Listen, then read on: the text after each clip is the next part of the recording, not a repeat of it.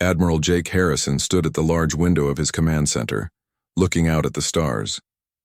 The space around Earth seemed peaceful, but he knew that would change very soon. His communication officer, Lisa Park, had just received the most important message in human history. The aliens had finally come. 300 massive ships appeared at the edge of the solar system, like silver ghosts emerging from darkness. Each ship was twice the size of anything humans had ever built. They moved in perfect formation, their hulls shining with strange metal that reflected starlight in ways that seemed impossible. Lisa Park worked quickly at her station, trying to understand the alien message that filled every radio frequency. The signal was strong and clear, as if the aliens wanted to make sure every human on Earth could hear it. "Admiral, I have the translation ready," Lisa said, her voice tight with worry. Jake Harrison walked over to her station. Around him, dozens of officers and technicians worked at their posts. Everyone knew this moment would change everything for humanity. "Play it," Jake said. The alien voice filled the command center. It spoke in perfect English, though it sounded cold and emotionless like a machine. "Humans of the planet you call Earth, we are the Zephyrian Empire. We have conquered 12 star systems and 37 different species. Your planet is now part of our empire. You have 7 of your days to surrender completely. All your military forces must be destroyed.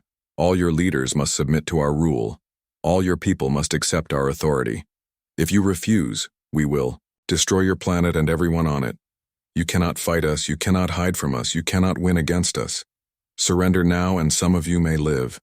This message will not be repeated." The command center fell silent. Jake Harrison had expected this day might come, but hearing the alien ultimatum still sent a chill down his spine.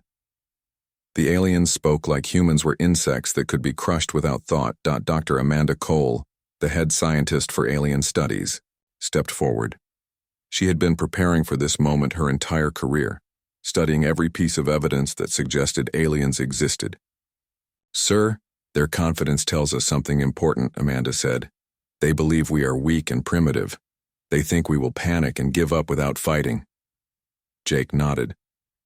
The aliens had made their first mistake. They thought humans would react like frightened animals.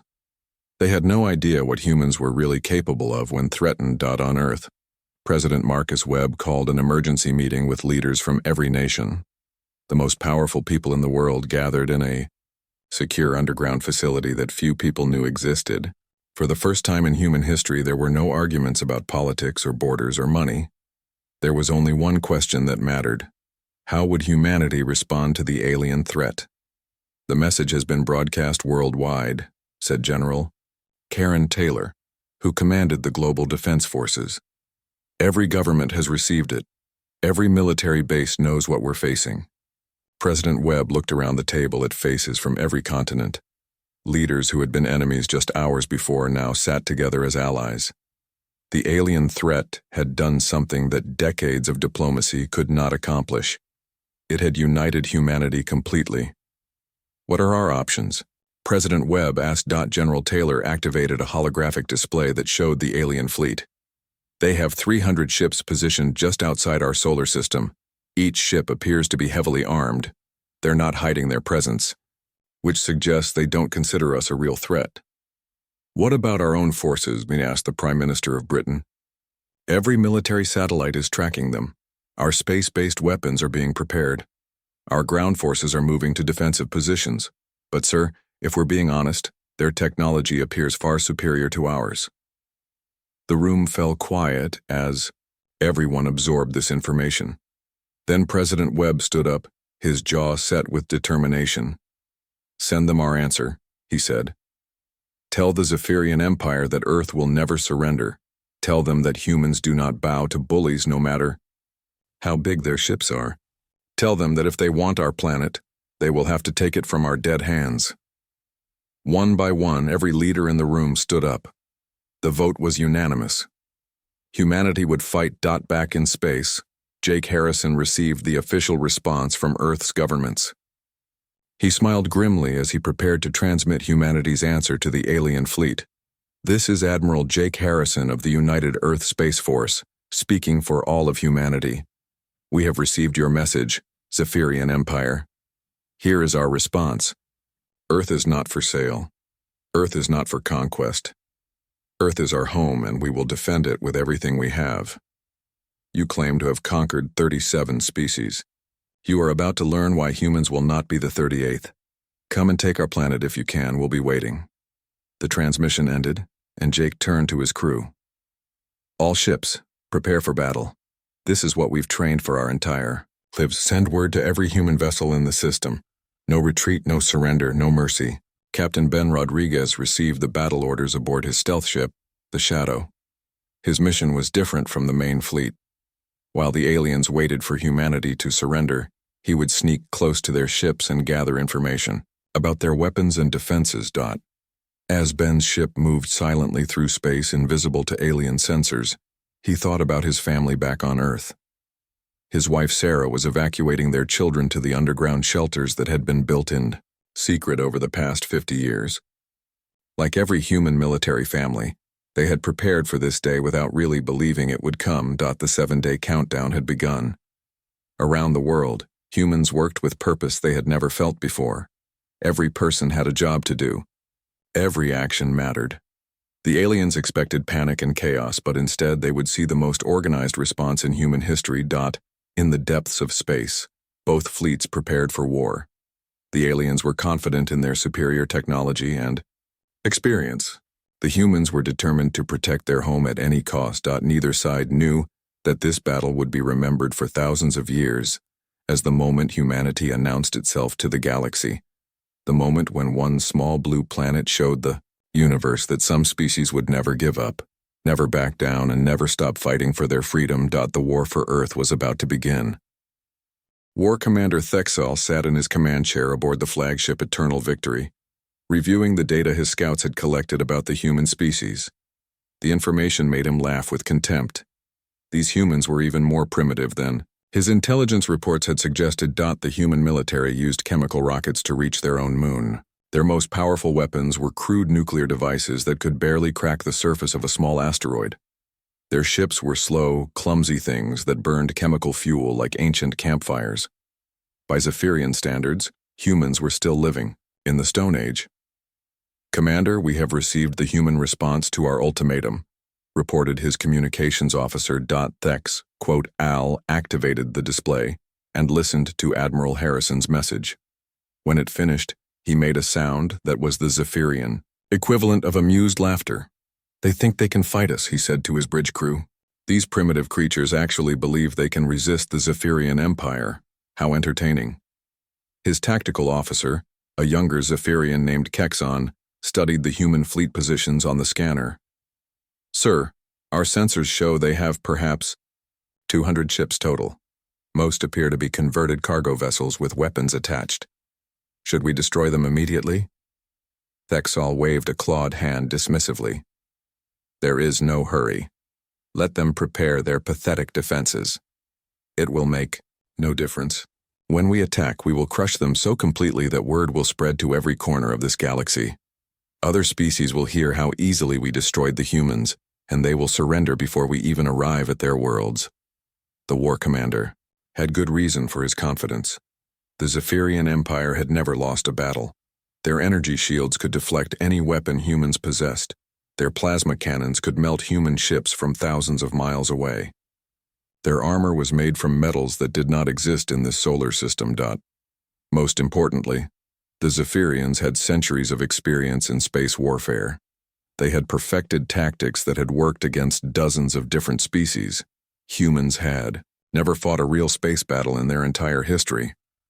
Captain Ben Rodriguez piloted his stealth ship Shadow through the outer edges of the alien formation.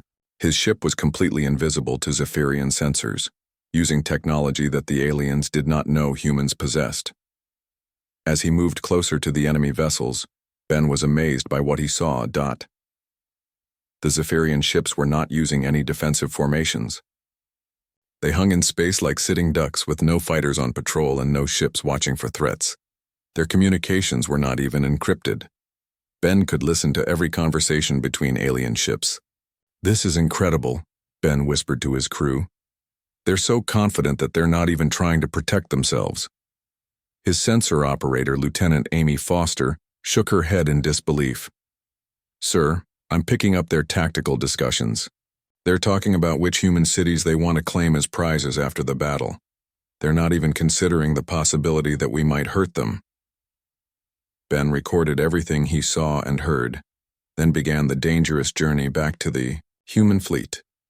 The information he had gathered would be crucial for the coming battle.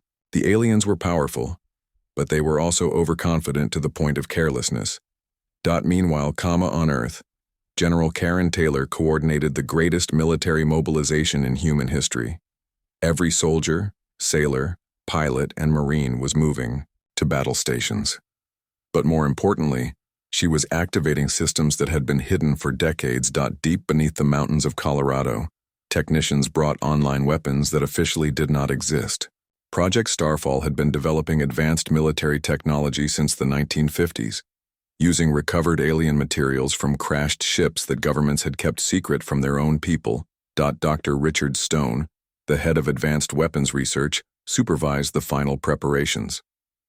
His team had spent 40 years reverse engineering alien technology and improving it with human innovations.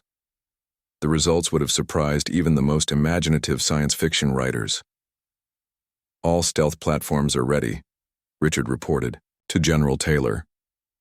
"The gravity manipulation systems are online. The kinetic bombardment arrays are loaded and targeted. The orbital defense networks are powering up." General Taylor nodded grimly. The aliens thought they were attacking a primitive planet with crude defenses.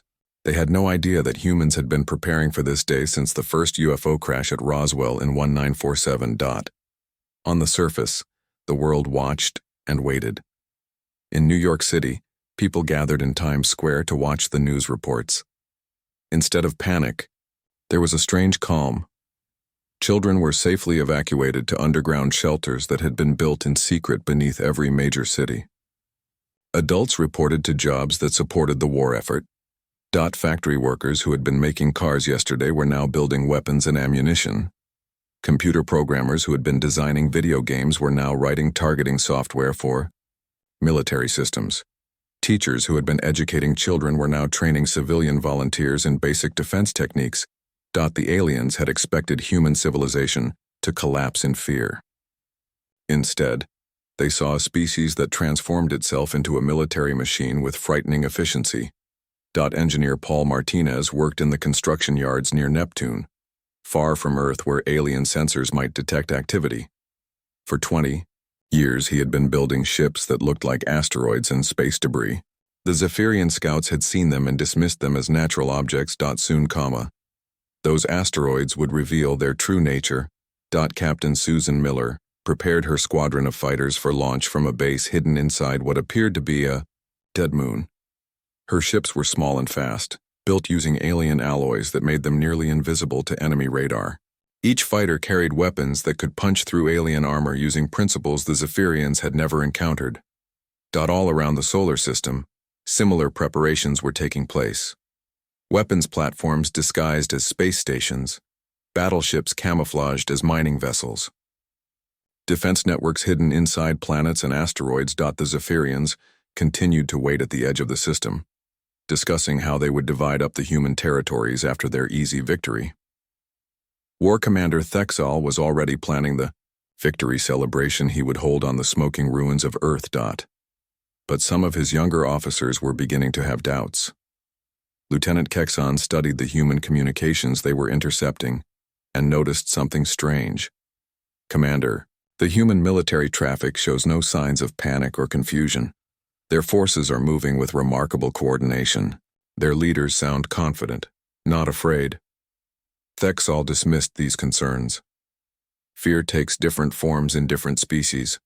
Some creatures become quiet and organized when they are about to die. It changes nothing. The 7-day countdown continued. With each passing hour, both sides prepared for the battle that would determine the fate of humanity. The aliens sharpened their weapons and planned their attack.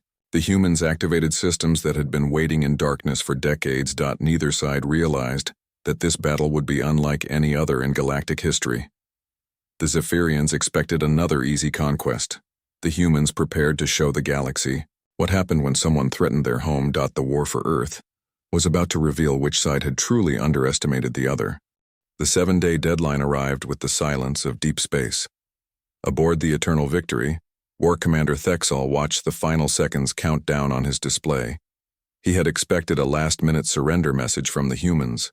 Instead, there was only silence. "The deadline has passed, Commander," reported his communications officer. Thex, Al smiled, showing rows of sharp teeth.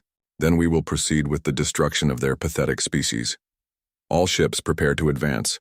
Target their largest vessels first. Make this quick and decisive." The massive Zephyrian fleet began moving toward the inner solar system. 300 warships accelerated in perfect formation, their silver hulls gleaming as they reflected the light of Earth's sun. Each ship was a masterpiece of alien engineering, equipped with weapons that could level mountains and shields that had never been broken. Admiral Jake Harrison stood on the bridge of his flagship, watching the alien advance on his tactical display. Around him, his officers worked with calm efficiency. There was no fear in their voices, no panic in their movements. They had trained for this moment their entire careers. "All stations report ready, Admiral," said Lisa Park from her communication post. Jake nodded and activated his fleet-wide communication system. "This is Admiral Harrison to all human forces. The enemy is advancing. Execute Operation Thunderstrike. Show them what happens when someone threatens Earth." What happened next would be remembered as the greatest surprise attack in military history. The space around the Zephyrian fleet suddenly filled with human warships that had not existed moments before. Hundreds of vessels materialized from empty space, their stealth systems deactivating simultaneously. The aliens found themselves surrounded by a fleet that outnumbered their own 3-1. War Commander Thexol stared at his displays in shock. His sensors had shown empty space. Now that space was filled with human ships that appeared to be far more advanced than any intelligence reports had suggested. "Where did they come from?" he demanded. His sensor operator's voice shook with confusion. "Commander, our scans showed nothing. These ships were invisible to all our detection systems."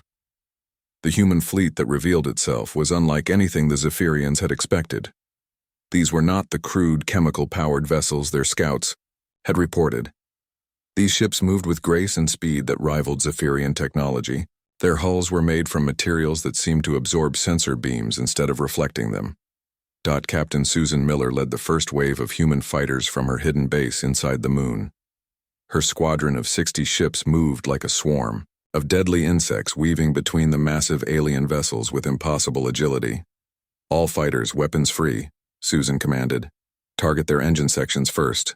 Let's see how well their shields work against tungsten penetrators." The human fighters opened fire with weapons the Zephyrians had never encountered. Instead of energy beams or explosive missiles, the human ships launched solid metal rods accelerated to incredible speeds by magnetic fields. The kinetic energy weapons struck Zephyrian shields like hammers hitting glass. The first alien ship to be hit was a heavy cruiser near the edge of the formation. The tungsten penetrator punched through its energy shield as if it did not exist, tore through the hull armor, and created a massive explosion as it struck the ship's power core. "Impossible," breathed War Commander Thexol as he watched one of his finest ships break apart in a ball of fire. "Our shields are designed to stop any known weapon." His tactical officer was frantically trying to understand what had happened. "Commander, they are using pure kinetic weapons. Our shields deflect energy, but they cannot stop solid matter traveling at those speeds." More human fighters swarmed around the alien fleet, their unusual weapons tearing through ship after ship. The Zephyrians tried to return fire with their plasma cannons, but the small human fighters were too fast and maneuverable. They darted between the plasma beams like fish swimming through a net. Captain Ben Rodriguez watched the battle from his stealth ship, continuing to gather intelligence on alien capabilities. What he saw amazed him. The Zephyrian fleet was powerful, but they fought like they were still facing primitive opponents. They had no tactics for dealing with an enemy that could match their technology. "They're not adapting," Ben reported to Admiral Harrison. "They're still trying to fight us the same way they fought other species. They don't know how to handle opponents who can actually hurt them." Admiral Harrison smiled grimly as he received Ben's report. The aliens' greatest strength was also their greatest weakness. They had become so accustomed to easy victories that they had never learned to fight a real war. The battle moved deeper into the solar system as the Zephyrian fleet tried to retreat toward Earth. They hoped to use their superior numbers to overwhelm the human defenses around the planet itself.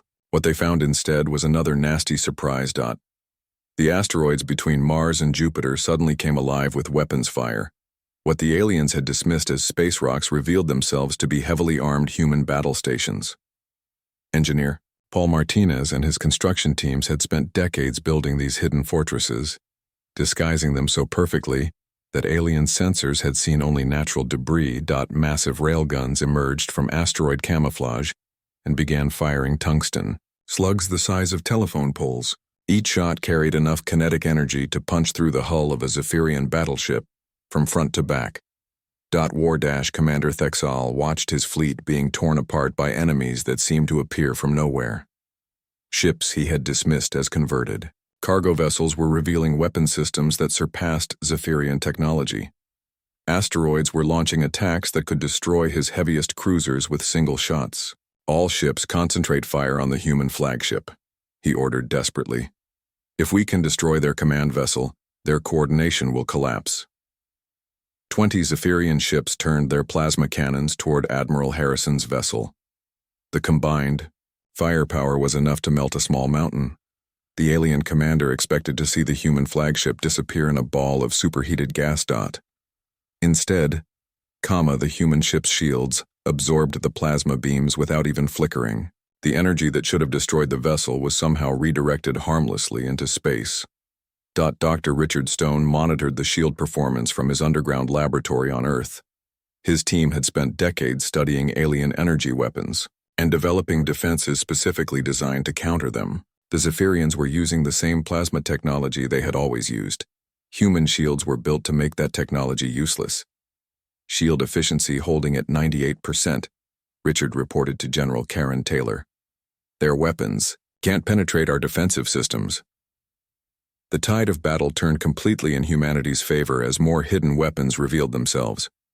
Gravity manipulation devices created localized distortions that crushed alien ships like tin cans. Particle beam weapons fired streams of accelerated matter that cut through alien armor like it was paper. Lieutenant Amy Foster led boarding teams onto damaged Zephyrian vessels, using human adaptability to turn captured alien technology against its former owners. Within minutes of setting foot on an alien ship, human engineers were reprogramming alien computers and redirecting alien weapons. The Zephyrian Empire had conquered 37 species using the same tactics and the same technology. They had never faced an opponent that could learn their systems faster than they could adapt to new threats. War Commander Thexal realized with growing horror that his mighty fleet was not just losing the battle, it was being systematically destroyed by an enemy that had prepared for this war far longer than he had realized. Send a retreat signal to all surviving ships, he ordered. We must escape and warn the Empire. But as his remaining vessels tried to flee toward the edge of the solar system, they discovered that the humans had prepared for this possibility too. The outer planets bristled with weapons that had been disguised as research stations and mining facilities. The trap was closing, and there was nowhere to run. The Zephyrian fleet tried desperately to retreat toward the outer edges of the solar system, but every direction they turned revealed new human defenses. What had appeared to be empty space or natural objects transformed into deadly weapon platforms. War Commander Thexal watched in growing panic as his supposedly superior fleet was cut to pieces by human ingenuity. The mining stations around Jupiter opened up like metal flowers, revealing massive railgun batteries that could launch projectiles across millions of miles with perfect accuracy. How is this possible? Thexal demanded of his tactical officer. Our intelligence said these humans had barely left their home planet. Where did all these weapons come from? Lieutenant Kexon studied the sensor data with confusion and fear. Commander, I believe they have been preparing for our arrival for much longer than we realized. These defense systems appear to have been built over many years, possibly decades. The truth was even more remarkable than the young Zephyrian officer suspected. Humanity had been preparing for alien contact since the first crashed UFO in 1947. Every piece of recovered alien technology had been studied, reverse-engineered, and improved upon by human scientists and engineers.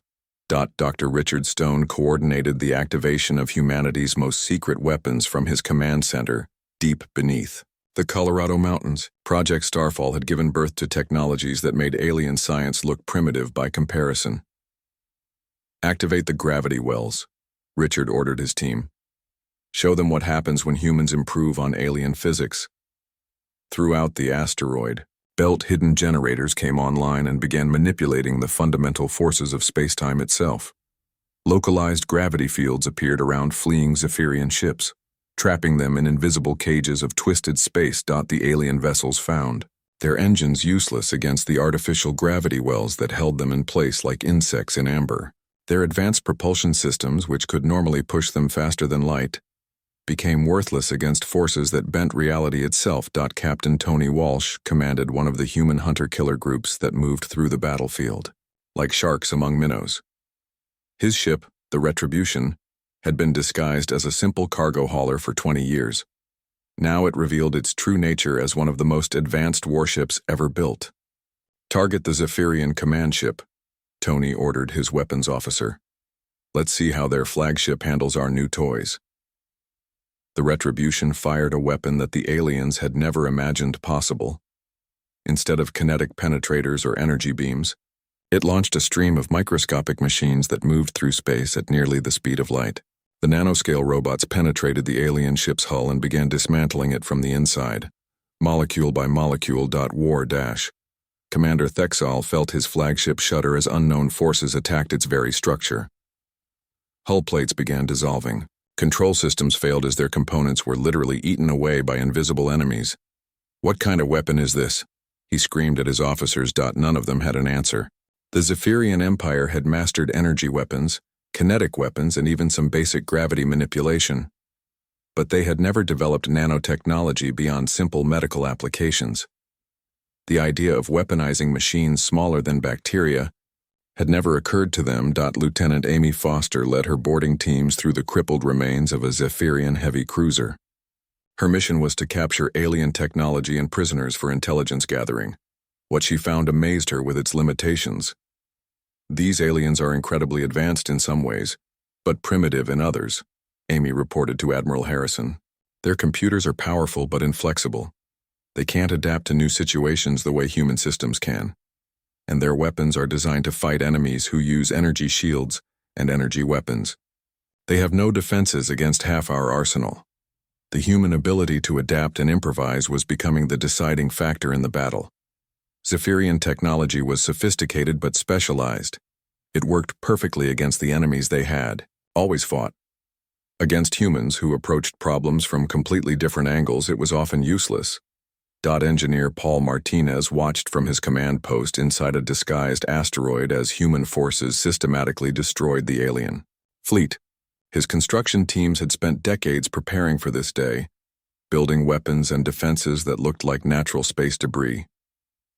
All stealth platforms, begin final phase, Paul transmitted to the hidden battle stations throughout the solar system. Time to show them the full extent of human preparation. What the Zephyrians saw next defied everything they thought they knew about space warfare. The very planets themselves seemed to come alive with weapons. Mars revealed massive railgun installations built into its polar ice caps. The moons of Jupiter opened like mechanical flowers, exposing particle beam arrays that could cut through the hulls of battleships. Most shocking of all, Earth itself joined the battle. The home planet of humanity bristled with defenses that rose from ocean floors and mountain ranges. Weapons that had been camouflaged as natural terrain for decades revealed their true purpose. Colonel Frank Davis commanded the planetary defense, grid from a bunker beneath the Pacific Ocean. His weapons had been hidden in plain sight for so long that even most humans had forgotten they existed. Now they reached out across millions of miles to strike at alien ships with impossible precision.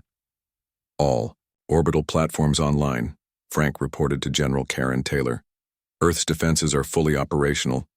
Any alien ship that gets past our outer defenses will face the concentrated firepower of our home planet. The Zephyrian survivors found themselves trapped in a killing field that stretched across the entire solar system. Every planet, moon, and asteroid belt concealed weapons that could destroy their ships. There was nowhere to run and nowhere to hide. War. Commander Thexol made one final desperate attempt to salvage victory from the disaster his invasion had become. He ordered his remaining ships to concentrate all their firepower on Earth itself. If they could not conquer the human homeworld, perhaps they could at least destroy it and deny the humans their victory. The surviving Zephyrian vessels, less than 50 ships out of the original 300, turned toward Earth and fired every weapon they possessed. Plasma beams, particle cannons, and gravity bombs converged on the blue planet that had spawned such impossible enemies. The combined alien firepower was enough to crack the crust of a moon. It should have been more than sufficient to devastate any planetary defense system. Instead, it met something the Zephyrians had never encountered: a planetary shield generated by the entire population of Earth working together. Every city on Earth contributed to the massive defense grid. Every power plant fed energy into the shield generators. Every computer helped calculate the deflection angles needed to redirect alien attacks harmlessly into space. The entire planet had become a single, unified defense system. The alien barrage struck Earth's shields and simply vanished, its energy absorbed and redirected with perfect efficiency. The blue planet continued to orbit peacefully while its defenders prepared to deliver the final blow against the invaders. "This is impossible," War Commander Thexol whispered, as he watched his species' most powerful weapons fail completely against human defenses. No species should be capable of this level of coordination and technology. Admiral Jake Harrison opened a communication channel to the surviving alien ships. His voice was calm and professional, but there was steel beneath the courtesy. "This is Admiral Harrison to the Zephyrian fleet. You came to our system expecting to find primitives who would surrender without a fight. Instead, you found humans. We do not surrender. We do not give up. And we do not forgive threats against our home. You have one chance to surrender unconditionally. Refuse, and we will finish what you started." The choice was simple: surrender or die. The mighty Zephyrian Empire, conqueror of 37 worlds, faced complete destruction at the hands of a species they had dismissed as primitive savages. War. Commander Thexol looked around his ruined bridge and realized that the age of easy Zephyrian victories was over. Humanity had announced itself to the galaxy in the most dramatic way possible. War Commander Thexol stared at the communication panel, his clawed hands shaking as he considered Admiral Harrison's ultimatum. Around him, his bridge crew waited in terrified silence. The mighty Zephyrian fleet had been reduced to fewer than 30 damaged ships trapped in a solar system that had revealed itself to be the most heavily defended place in the known galaxy. "Commander, we must decide quickly," urged Lieutenant Kexon.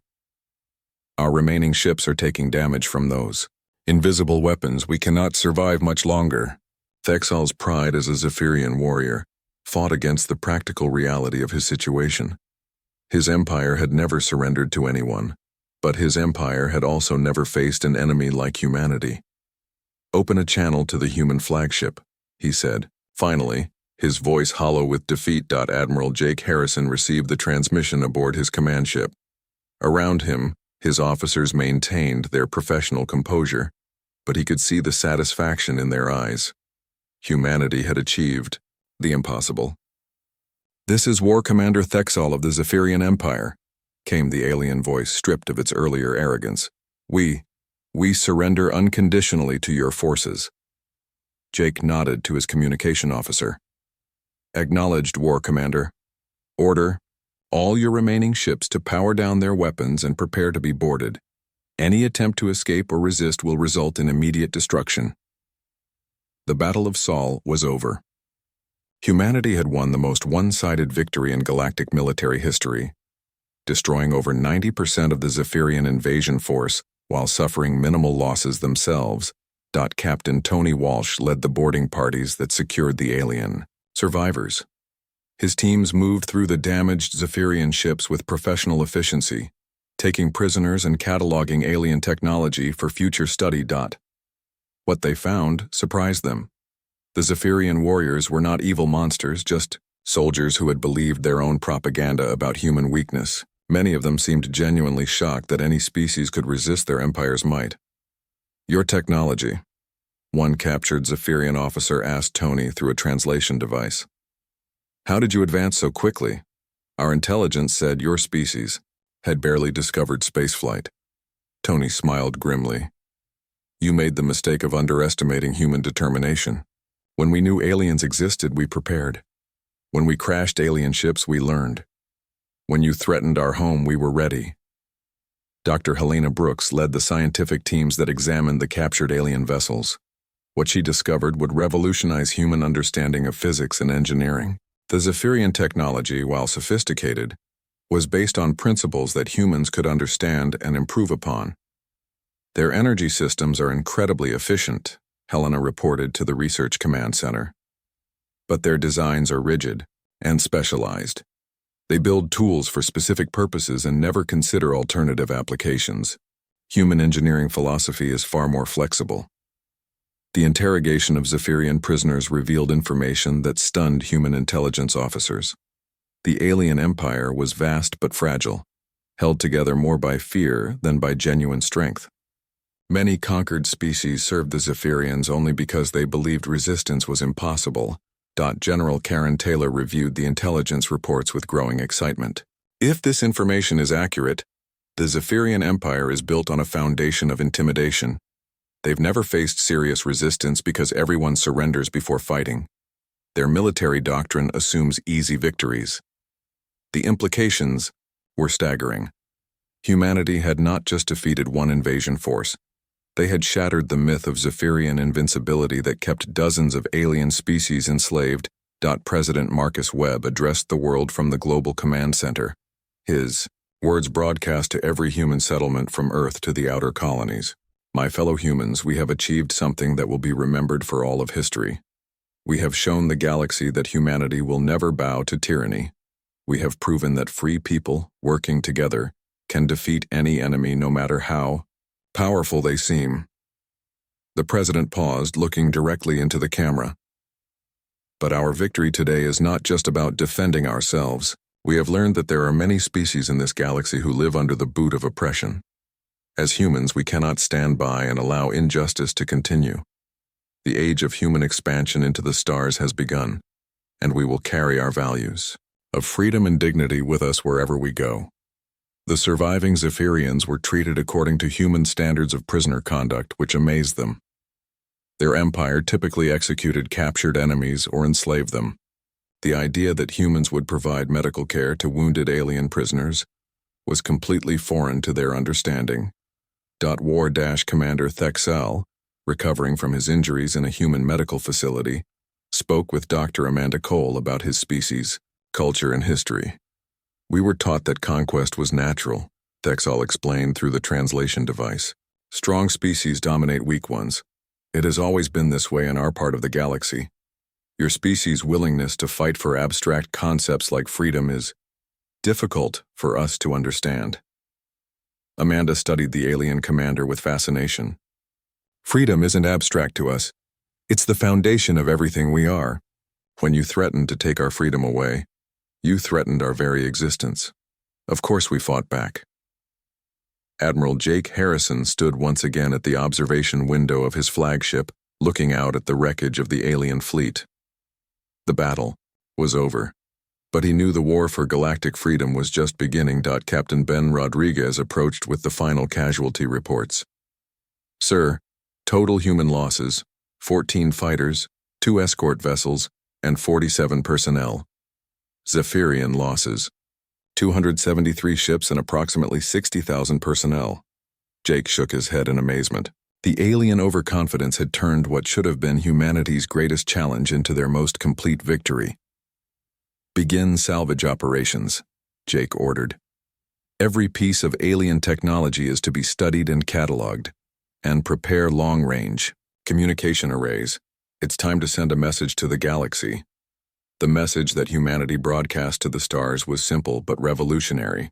It was transmitted in every known alien language and sent toward every star system that showed signs of intelligent life. This is the United Earth government speaking to all free peoples of the galaxy. We have defeated the Zephyrian invasion, force sent to conquer our world. We want all enslaved species to know that resistance is not futile. Freedom is possible. The Zephyrian Empire is not invincible. Humanity stands ready to assist any world that wishes to throw off the chains of oppression. You are not alone. The message would take years to reach distant star systems, but when it did, it would spark rebellions across dozens of worlds. The age of easy Zephyrian conquest was over. Engineer Paul Martinez supervised the construction of new shipyards in the asteroid belt, using captured alien technology to build vessels that combined the best of human and Zephyrian engineering. These new ships would carry human explorers and liberators to distant stars. Within months, the first reports began arriving from the edge of Zephyrian space. Conquered species were rising up against their oppressors. The mere knowledge that the mighty Zephyrian fleet had been destroyed gave hope to billions of enslaved beings. The aliens had expected surrender when they came to Earth. Instead, they had awakened a sleeping giant that would reshape the entire galaxy. Humanity had announced itself to the universe not as victims, but as champions of freedom. The stars would never be the same. And that was exactly what humanity intended. The age of human expansion had begun, and it would be guided by the same principles that had defended Earth, that freedom is worth fighting for, that determination can overcome any obstacle, and that no species should ever have to bow to tyranny. The galaxy was about to learn what humans had always known. Some things are worth dying for, and freedom is the most important of them all.